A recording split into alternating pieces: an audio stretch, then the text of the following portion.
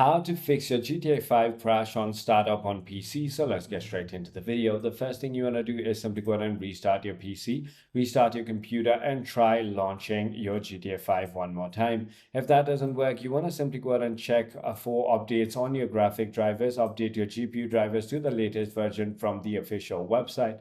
If that doesn't work, you might need to simply go ahead and verify the integrity of the game files inside of your Steam or Rockstar Epic Games, whatever you're playing with. You can simply go ahead and open the launcher, and once you've done that, you want to simply right click on the game and verify game files. If that is not the case, you want to simply right click on the Rockstar Game Launcher and GTA 5 exe and select Run as Administrator. You want to also install or repair Visual C++ and simply go ahead and do so. If none of it works, then you might have no other options but to reinstall your GTA 5.